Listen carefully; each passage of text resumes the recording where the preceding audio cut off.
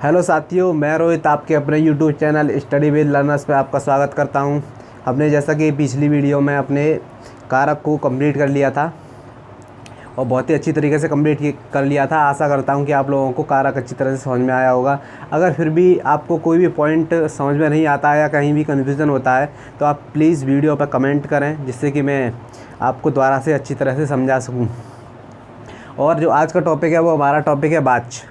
वाच्य यानी कि जैसे इंग्लिश में वॉइस होता है, वही हमारा हिंदी में वाच्य होता है। तो वाच्य का मतलब होता है कहा गया। कहा गया यानी कि कोई भी वाक्य होता है वो हमारा किसी के द्वारा ही कहा जाता है, या हम भी कह सकते हैं, उसे कोई और भी कहने वाला हो सकता है। तो वाक्य हमेशा कहा गया ही होता है, चाहे वो किसी के द्वारा ही कहा गया हो। तो और वाच्य से हमें पता चलता है कि जो वाच्य है उससे हमें पता चलता है कि वाक्य कर्म प्रधान है, कर्ता प्रधान है या फिर भाव प्रधान है। तो वाच्य से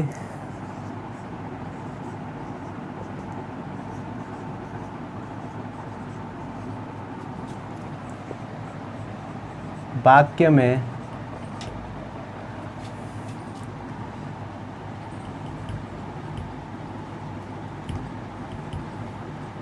कर्ता, कर्म और भाव की प्रधानता का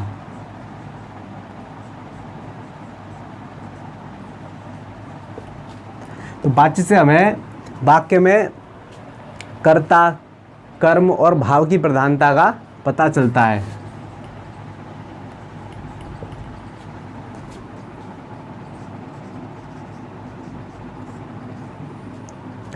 तो वाच्य क्या है? वाच्य वह चीज़ है जिससे कि हमें वाक्य में कर्म की प्रधानता, कर्ता की प्रधानता और भाव की प्रधानता का पता चलता है। और हमारी जो डेफिनेशन होती है, जैसे कि आप जानते हैं कि वाक्य हमेशा क्रिया के साथ चलता है। तो क्रिया का वह रूप जिससे वाक्य में कर्म की प्रधानता, कर्ता की प्रधानता और भाव की प्रधानता का पता चलता है, उसे हम वाच्य कहते हैं। एक तो हमारी डेफिनेशन ये हो गई, और दूसरी डेफिनेशन है हमारी क्रिया का वह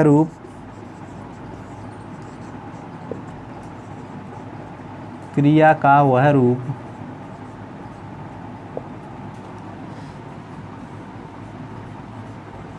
जिससे हमें वाक्य के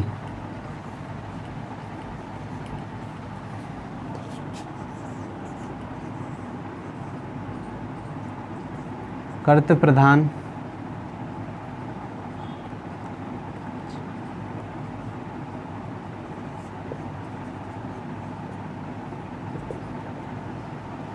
कर्म प्रधान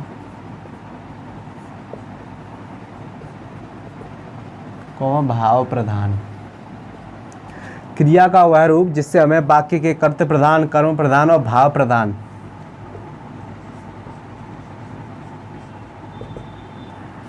होने का बोध होता है,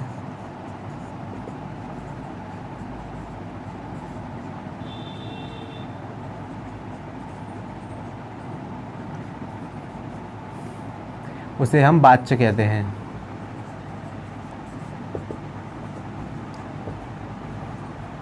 उसे हम क्या कहते हैं? वाच्य।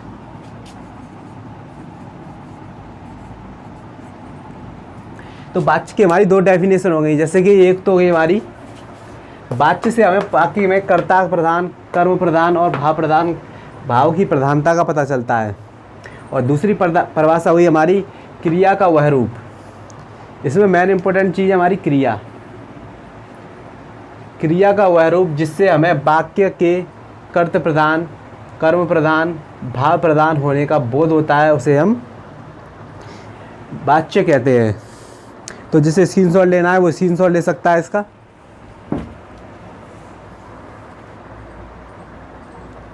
अब बात आती है हमारी, इसके बाद बात आती है हमारी कि वाच्य कितने प्रकार के होते हैं। तो वाच्य हमारे तीन प्रकार के होते हैं। कर्तवाच्य, कर्मवाच्य और भाववाच्य।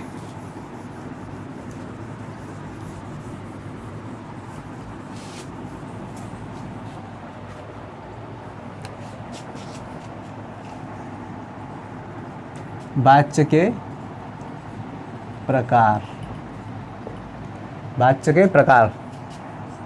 तो प्रकार नंबर 1 होता है हमारा कर्तवाच्य, नंबर 2 कर्मवाच्य और नंबर 3 भाववाच्य। तो वाच्य हमारे 3 प्रकार के होते हैं, कर्तवाच्य, कर्मवाच्य और भाववाच्य। कर्तवाच्य में क्रिया कर्ता के अनुसार और कर्मवाच्य में क्रिया कर्म के अनुसार बदलती है, और भाववाच्य में वो आपको मैं आगे ही बताऊंगा। भाववाच्य थोड़ा अलग है इनसे। तो सबसे पहले हेडिंग डालिए अपनी कर्तवाच्य।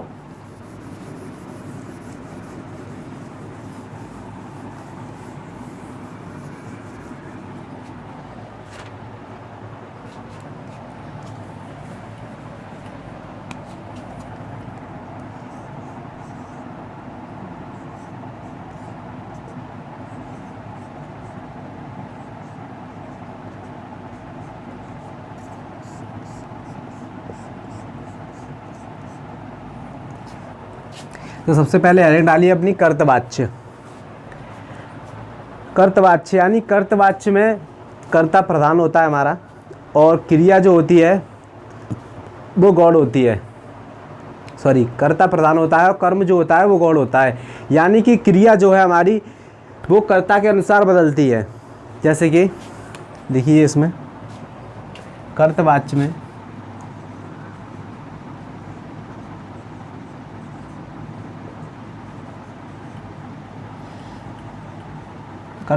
वाक्य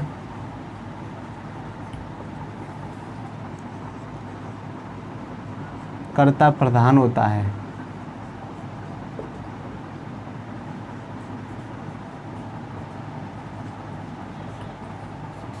तो कर्तवाच्य में वाक्य हमारा कर्ता प्रधान होता है। इसका मतलब ये होता है कि हमारी जो क्रिया होती है वो हमेशा कर्ता के अनुसार ही बदलेगी।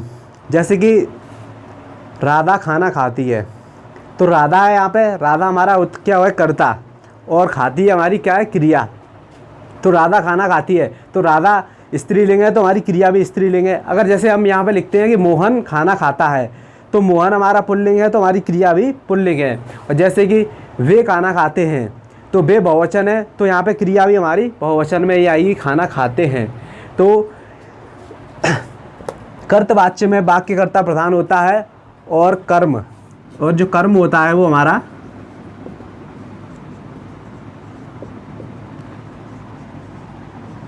गौण होता है।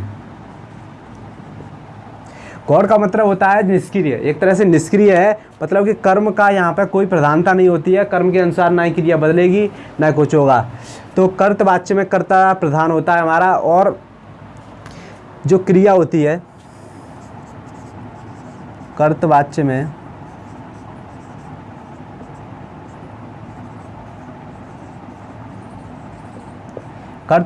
क्रिया कर्ता के लिंग, वचन,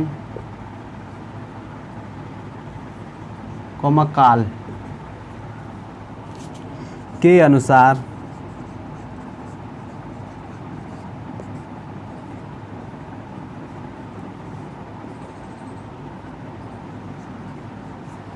अनुसार बदलती है। यानी कि कर्तवाच्य में जो क्रिया होती है हमारी, जो कर्तवाच्य में जो हमारी क्रिया होती है वो कर्ता के लिंग, वचन, काल के अनुसार ही परिवर्तित होती है। जैसे कि एग्जाम्पल में आप देख सकते हैं कि मैंने लिखा यहाँ पे राधा खाना खाती है। अब लिखा मैंने मोहन खाना खाता है। अब लिखा मैंने कि हम खाना खाते तो राधा खाना खाती है, मोहन खाना खाता है और हम खाना खाते हैं। तो ये तो हुआ हमारा कर्म। ये तीनों क्या हो गए हमारे कर्म, और ये हो गए हमारे कर्ता। ठीक है, ये तीनों हमारे हो गए कर्ता, ये तीनों हो गए हमारे कर्म, और ये हो गई हमारी क्रिया। तो देखिए यहाँ पे जैसे कि राधा एक वचन है, सबसे पहले तो लिंग देखिए यहाँ पे लिंग, तो ये स्त्रीलिंग है, तो क्रिया हमारी क्या है स्त्रीलिंग, खाती है। अब लिंग हमारा हुआ पुल्लिंग, क्या हुआ पुल्लिंग, तो पुल्लिंग में क्या हुआ, खाती की जगह क्या हो गया खाता, यानी कि क्रिया भी हमारी क्या आई पुल्लिंग। अब आइए अब वचन पे,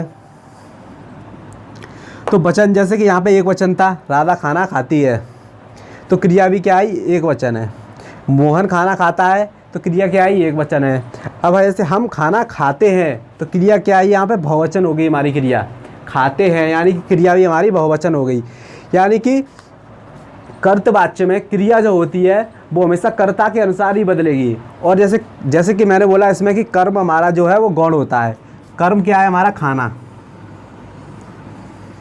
अब अगर कर्म की प्रधानता होती इसमें, जैसे कि मान लिया जाए एक सेकंड के लिए कि यहाँ पे कर्तवाच्य में कर्ता प्रधान नहीं होता, कर्म प्रधान होता, तो फिर यहाँ पे जो कर्म है इसके अनुसार क्रिया बदलनी चाहिए थी। तो देखिए कर्म जो खाना है वो खाना ही रहा, ठीक है, और खाना है जो कर्म है इसका कोई गौर का मतलब है निष्क्रिय, ये तीनों में निष्क्रिय है, इसके हिसाब से ना क्रिया बदल रही है और ना ही कुछ हो रहा है, यानी क्रिया हमारी कर्ता के अनुसार बदल रही है। तो वाक्य हमारा कर्ता प्रधान है, हम कह सकते हैं कि वाक्य हमारा कर्ता प्रधान है, और कर्तवाच्य में वाक्य हमारा कर्ता प्रधान ही होता है, और जो कर्म होता है वो हमारा गौड़ होता है। तो इसके और भी एग्जाम्पल हैं, पहले जिसको स्क्रीनशॉट लेना है वो इसका स्क्रीनशॉट ले ले।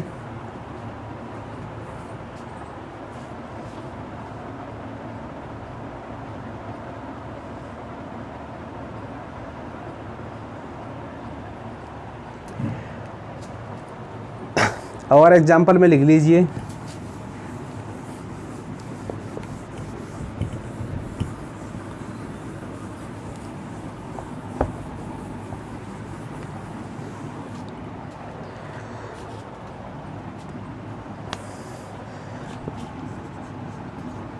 मोहन पत्र लिखता है,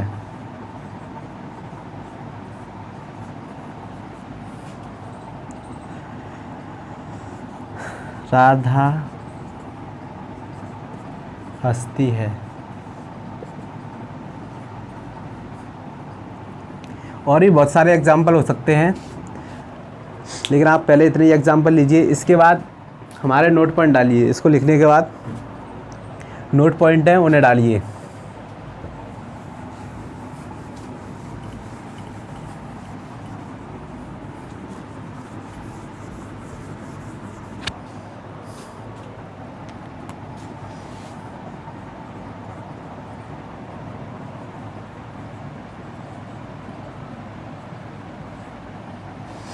नोट पॉइंट है हमारा सबसे पहले जो हमारा कर्तवाच्य वाक्य होता है उसमें क्रिया अकर्मक सकर्मक दोनों तरह से यूज होती है। जैसे कि मैंने अभी लिखाया था राधा हंसती है, हंसना एक अकर्मक क्रिया है। और जैसे कि राधा पत्र लिखती है, तो जो पत्र लिखना होता है वो लिखना होता है हमारा, वो एक सकर्मक क्रिया है, तो क्योंकि लिख रहा है कुछ तो लिख रहा होगा ना। जैसे कि मैंने आपको लोगों को क्रिया में पढ़ाया था अकर्मक और सकर्मक क्रिया बहुत अच्छी तरीके से।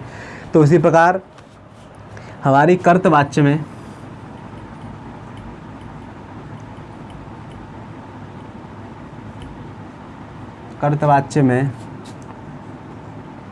अकर्मक और सकर्मक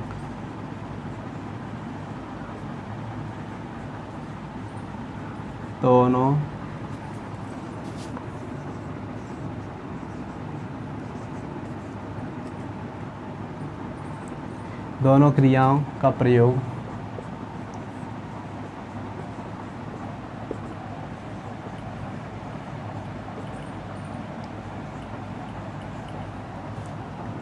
कर्तवाच्य में बाकी कर्ता प्रधान होता है, ये तो मैंने पहले लिखाई दिया है। और कर्तवाच्य में अकर्मक और सकर्मक दोनों क्रियाओं का प्रयोग किया जाता है।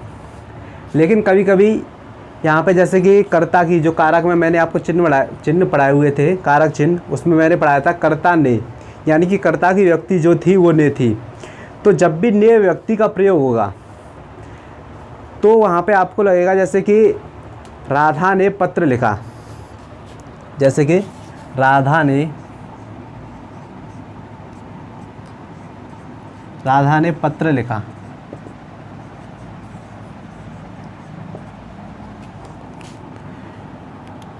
और लिखो सीता ने चिट्ठी लिखी।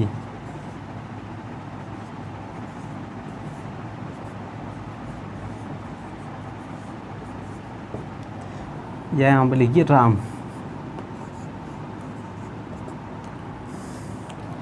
अब मैंने यहाँ पे लिखा राधा ने पत्र लिखा और राम ने चिट्ठी लिखी।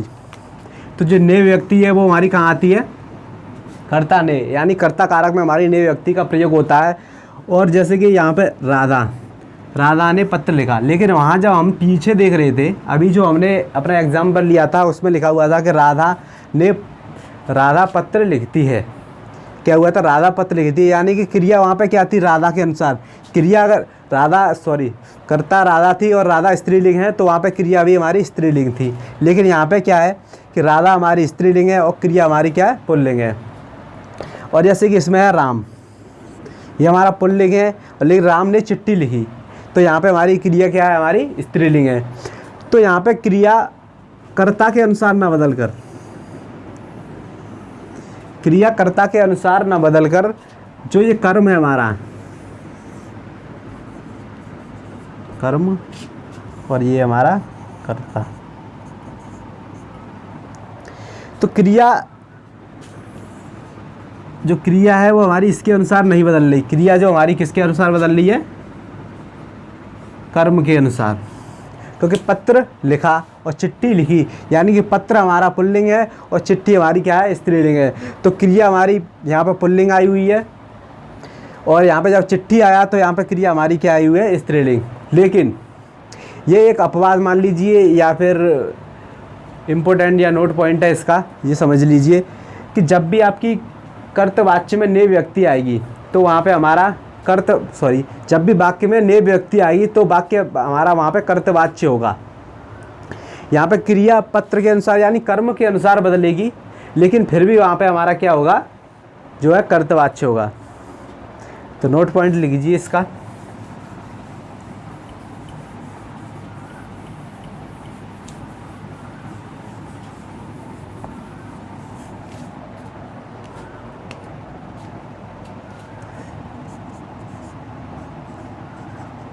जब वाक्य में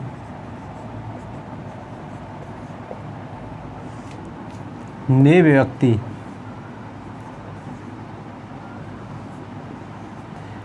विभक्ति या परिसर्ग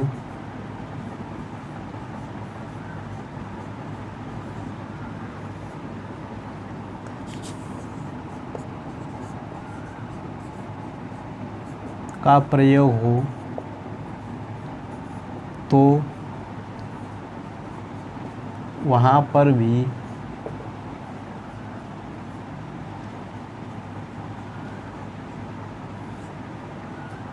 हमारा या फिर ऐसे ले लीजिए, वहाँ पर भी कर्तवाच्य होगा।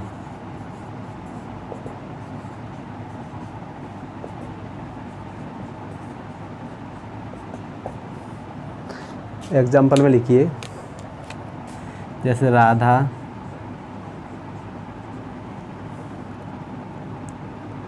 ने खाना खाया,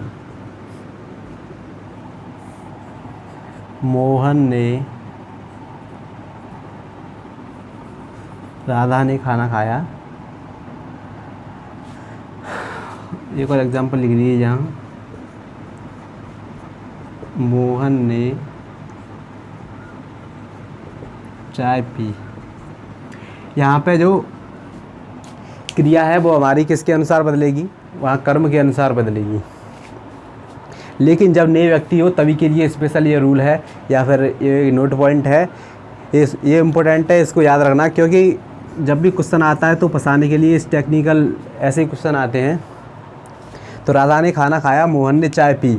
जब वाक्य में नए व्यक्ति या परसर का प्रयोग हो तो वहाँ पर भी वाक्य जो है कर्तवाच्य होगा। और तीसरा नोट पॉइंट लिखिए इसके बाद, या ऐसा करिए, हाँ कुछ भी कैसे भी कर लीजिए, नोट पॉइंट तो नोट पॉइंट ही है। इसके बाद जो तीसरा नोट पॉइंट है वो हमारा, या उसको दूसरा लिख लीजिए दूसरी जगह, मतलब इसको तीसरा बना लीजिए और इसे दूसरा, ये दूसरा है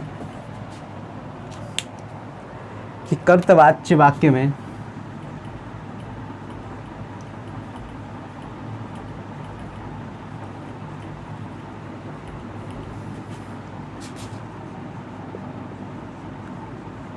कर्म का क्रिया पर कोई प्रभाव नहीं पड़ता है।